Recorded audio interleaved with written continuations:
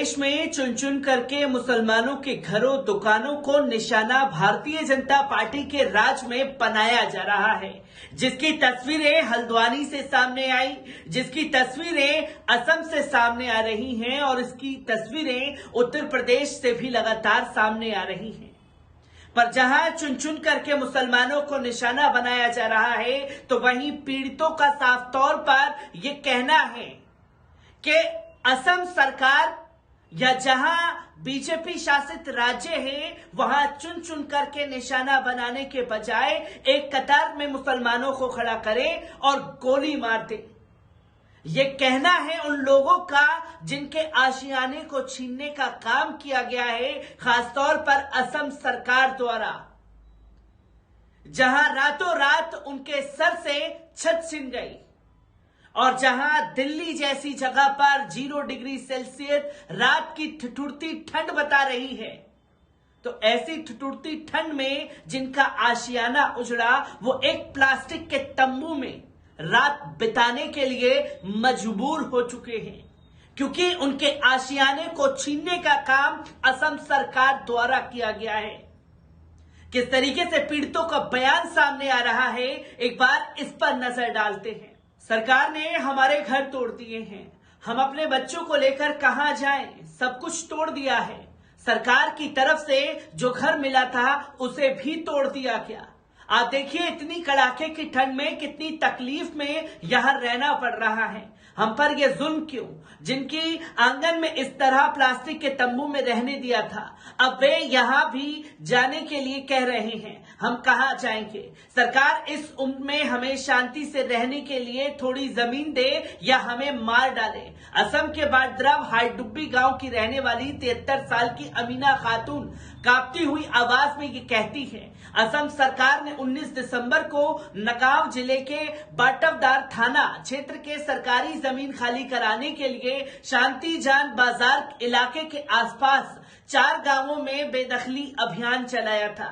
जिला प्रशासन का कहना है कि इस बेदखली अभियान में करीब 900 बीघा यानी कि 1.2 वर्ग किलोमीटर सरकारी जमीन खाली कराई जाएगी, जहां 302 परिवारों ने अवैध कब्जा कर रखा था। अमीना खातून ने गांव हाईडुब्बी में, जहां कुछ दिन पहले तक उनकी मकान था, अब उस जमीन पर टूटे हुए घरों का मलबा है। हाईडुब्बी के अलावा जिला प्रशासन ने जामाई बस्ती, बोरमुरी, लालगू गांव में भी बेदखली अभियान चलाकर सरकारी जमीन को खाली कराया है। जिन गांवों में प्रशासन ने बेदखली अभियान चलाया था, वो इलाके का बाडद्रवा थाना असमिया समाज का पवित्र स्थान के पास है। ये वही स्थान है जहां 15वीं-16वीं शताब्दी के संत विद्वान और सामाजिक धार्मिक सुधारक श्रीमंत शंकर देव का जन्म हुआ था। राज्य सरकार ने असम में मौजूद सत्रों यानी कि भूमि की समस्याओं की समीक्षा की और आकलन के लिए सत्ताधारी 3 विधायकों को शामिल कर एक आयोग का गठन कर डाला। इस आयोग की ओर से अतिक्रमण को लेकर सौंपी गई रिपोर्ट के बाद सरकार ने बाटाद्रव में पहला बेदखली अभियान चलाया। इस बेदखली अभियान के बाद कई लोग आसपास के गांवों में अपने रिश्तेदारों के यहां चले गए, जबकि कुछ लोग किराए के मकान में अपने बच्चों के साथ ठहरे हुए हैं। लेकिन अमीना खातून के गांव के अब भी करीब 30 परिवार वहीं पड़ोस में पहचान के लोगों के खाली जमीन में प्लास्टिक के तंबू में रह रहे हैं। बचने के लिए जमीन का धान की पुआऊ बिछाई गई है। बेघर हुए लोग अपने रातों को वहीं गुजार रहे हैं। अपनी तकलीफ बयान करते हुए अमीना गुस्से में कहती हैं, रात को ठंड के कारण नींद नहीं आती है, कुत्ते बिल्ली तंबू में घुस जाते हैं, हम इंसान हैं, इतनी तकलीफ नहीं झेल सकते। पति और बेटे की मौत हो चुकी है, यहाँ पोते और बहू के साथ बहुत शर्म से रहना पड़ता है। गांव के लोग बताते हैं कि जमीन को खाली कराने के लिए 15 दिसंबर ही इलाके में सैकड़ों पुलिस वाले जमा कर दिए गए। नगांव जिले के पुलिस अधीक्षक लीना डोले ने बाद में पत्रकारों से शांतिजन बाजार क्षेत्र में 600 से अधिक सुरक्षा कर्मियों को तैनाती के साथ अभियान शुरू करने की जानकारी दी थी। अपना गांव गंवाने के बाद वहीं पास के तंबू में रह रहे मोहम्मद सोहराबुद्दीन प्रशासन की ओर से चलाए गए बेदखली अभियान को याद करते हुए कहते हैं, घर तोड़ने से 4-5 दिन पहले ही इलाके में पुलिस जमा होने लगी थी। हमें बिल्कुल अंदाजा नहीं था कि पुलिस इतनी तादाद में क्यों आई है, लेकिन एहसास जरूर था कि कोई बड़ा खतरा आने वाला है। वे कहते हैं, मकान तोड़ने से 2 दिन पहले पता चला कि जमीन खाली कराने के लिए इतनी फोर्स भेजी गई है। बहुत लोग डर के मारे अपना कुछ कीमती सामान लेकर घर छोड़कर चले गए।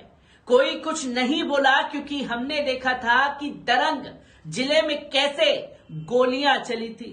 अच्छा होता सबको कतार में खड़ा कर गोली मार देते। राजमिस्त्री का काम करने वाले 50 साल के सोहराबुद्दीन कागज दिखाते हुए कहते हैं, जब असम गण परिषद की सरकार थी उस समय इलाके के विधायक तथा तत्कालीन मंत्री दिजेन बोरा 1988 में उनके जैसे 14 भूमिहीन परिवारों को हुई डुब्बी में 14 बीघा 3 कट्ठा 3 लैस जमीन दी थी। अब मौजूदा सरकार इन कागजों को मानने के लिए तैयार नहीं है। जिन लोगों को अतिक्रमणकारी बताया जा रहा है उनकी नागरिकता को लेकर भी सवाल उठा रहे हैं। ऐसा ही एक सवाल का जवाब देते हुए 71 साल के हुईपुर रहमान कहते हैं कि हम इसी देश के नागरिक हैं, हमारे पास एनआरसी है, वोटर कार्ड है, भूमिहीन सर्टिफिकेट है, फिर सरकार क्यों तंग कर रही है? पता नहीं बिना कोई नोटिस दिए हमारे मकान तोड़ दिए। पहले सरकार ने मकान बनाकर दिया था, शौचालय दिया था, बिजली रास्ते की व्यवस्था, फिर सब कुछ जमीन में मिला दिया। बच्चों को लेकर कहां जाए? हेमंत सरकार ने कहा था कि हमारे बच्चों को डॉक्टर इंजीनियर बनाएंगे, लेकिन उन्होंने हमें पूरी तरीके से बर्बाद कर दिया है। इससे अच्छा होता कि वो सबको कतार में खड़ा कर गोली मार देते। जिला प्रशासन ने जिन 302 परिवारों में जमीन खाली कराई है उनमें से 99% बंगाली मूल के मुसलमान हैं। हालांकि इस दौरान कुछ हिंदू लोगों के मकान और दुकानें भी तोड़े गए हैं। सरकार के इस बेदखली अभियान में अपना मकान गंवा चुके धर्म बोरा कहते हैं कि सब कुछ खत्म हो गया है। पाई पाई जोड़कर बच्चों के लिए घर बनवाया था, अब इस जन्म में दोबारा घर नहीं बना सकूंगा। सरकार ने बिना कोई नोटिस दिए सीधे हमारे घर तोड़े हैं। मेरी बेटी इस साल मैट्रिक परीक्षा की तैयारी कर रही थी, लेकिन वो मानसिक तौर पर बहुत टूट चुकी है। 1966 से जिस जमीन का खजाना जमा कराते हुए आए हैं, घर तोड़ने के लिए एक दिन पहले रात को मुझे बताया गया। हम कोई सामान नहीं निकाल पाए। हमारे पड़ोसी गोपाल कलिता का पक्का मकान भी उन लोगों ने ढा दिया। हम सब लोग अब किराए के एक कच्चे मकान में रह रहे हैं। 58 साल से इस घर में रह रहे थे। अपने मकान के टूटने पर गोपाल कलिता कहते हैं कि 30 लाख रुपए खर्च कर पक्का मकान बनवाया था। 15 साल एक पैसा जोड़े थे। हम जैसे लोगों के लिए ये सपनों का घर था। अब पूरा परिवार रास्ते पर आ गया है। गांव मुखिया ने बताया था कि हमारे घर नहीं टूटेंगे, लेकिन तोड़ने वालों ने हमारी एक नहीं सुनी। हम उनके आगे रोते गिड़गिड़ाते रहे। राज्य में 2016 में बीजेपी की पहली बार सरकार बनने के बाद कजीरंगा नेशनल पार्क के पास बेदखली अभियान का विरोध कर रहे बंगाली मूल के 2 मुसलमान पुलिस गोलीबारी में मारे गए थे। इसके बाद सितंबर 2021 में असम ने पुलिस दारंग जिले के धौलपुर इलाके में ग्रामीणों पर गोलियां चलाई थी। वो लोग भी एक बेदखली अभियान का विरोध कर रहे थे। पुलिस फायरिंग में 2 नागरिकों की मौत हो गई थी और कई अन्य घायल हुए थे। बाटा द्रवा में कॉलेज की पढ़ाई कर रहे वाशिम कहते हैं कि गांव के लोगों ने उनका विरोध नहीं किया क्योंकि पुलिसकर्मी सैकड़ों की तादाद में थे। मकान तोड़ने के 2 दिन पहले से पुलिस जिस कदर फ्लैग मार्च कर रही थी, उससे इलाके में भय और दहशत का माहौल पैदा हो गया था।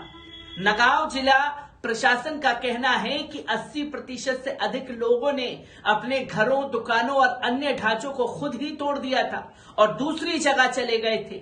इस पर पूरी घटना पर बात करते हुए नगांव के जिला उपायुक्त नरेंद्र शाह ने बताया कि हमने सरकारी जमीन पर बैठे लोगों की वेरिफिकेशन करवाई थी। इस तरह हमने कानूनी नियम के तहत 4 गांव में करीब 900 बीघा जमीन खाली करवाई और ये काम बहुत शांतिपूर्ण तरीके से हम लोगों ने किया। सरकार ज्यादा से ज्यादा लोगों को जमीन का पट्टा देने की कोशिश कर रही है। लेकिन इसके साथ हमारी कोशिश है कि सरकारी जमीन पर गैर कानूनी कब्जा किए बैठे लोगों को हटाएं। एक सवाल का जवाब देते हुए जिला उपायुक्त कहते हैं कि जिन 302 परिवारों को हटाया है उनमें करीब 90% लोगों के पास अपनी जमीन है। इस बेदखली अभियान की प्रक्रिया में शामिल नगांव जिले की अतिरिक्त उपायुक्त शंतना बोरा कहती हैं कि जिन लोगों ने हटाया है उनमें करीब 25 परिवारों ने ही पुनर्वास के लिए सरकार से जमीन देने के लिए आवेदन किया है। मकान तोड़ने से पहले लोगों को नोटिस जारी करने के सवाल पर वो बस इतना कहती हैं कि सरकारी जमीन पर कब्जा हटाने के लिए कई बार नोटिस देना अनिवार्य नहीं होता। इतनी कड़ाके की ठंड में जिला प्रशासन से किसी तरह की मदद नहीं दिए जाने के सवाल पर जिला उपायुक्त कहते हैं कि हमने लोगों को जमीन खाली करवाने से पहले पर्याप्त समय दिया था। प्रशासन से मदद नहीं मिलने के आरोप के पीछे उनका क्या मकसद है उनको समझना पाना मुश्किल है। हम निश्चित तौर पर योग्य और वास्तविक नागरिक की मदद करेंगे।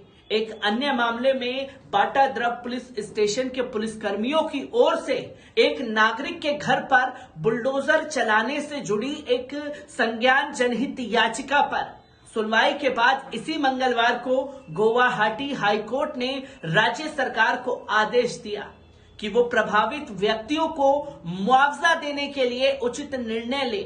अदालत में जनहित याचिका दायर करने वाले वकील अनवर हुसैन लस्कर ने बताया कि पिछले साल मई में एक मुसलमान युवक की हिरासत में मौत के बाद उग्र हुई स्थानीय भीड़ ने बाटाद्रव थाने में आग लगा दी थी, जिसके बाद पुलिस ने कार्रवाई करते हुए युवक के कुछ रिश्तेदारों के घरों पर बुलडोजर से घर तोड़ दिए थे। ये कार्रवाई कानून के खिलाफ थी, लिहाजा मैंने गुवाहाटी हाईकोर्ट से एक संज्ञान जनहित याचिका दायर की थी। कोर्ट ने सुनवाई करते हुए सरकारी वकील से पूछा किसकी अनुमति के तहत लोगों के घरों पर बुलडोजर चलाए गए। सरकारी वकील के जवाब से असंतुष्ट अदालत ने प्रभावित लोगों को मुआवजा देने का आदेश दिया था। तो किस तरीके से गुंडागर्दी असम में बीजेपी हुकूमत की मुसलमानों के खिलाफ मची हुई है, इसको लेकर के लोग अपना दर्द बयां कर रहे हैं और साफ तौर पर कह रहे हैं कि जहां सरकार ने सारी सुविधाएं पहले हमें दी तो क्यों हमारे घरों को तोड़ा गया, क्यों हमारा आशियाना उजाड़ा गया। और अगर उजाड़ा गया है और ऐसे ही चुन चुन करके गांव बस्तियों को निशाना बनाना है तो एक कतार में खड़े कर सबको गोली मार दे, ये पीड़ित लोगों का कहना है। मैं ऐसी ही तस्वीरों से आपको रूबरू कराता रहूंगा। दीजिए इजाजत, शुक्रिया।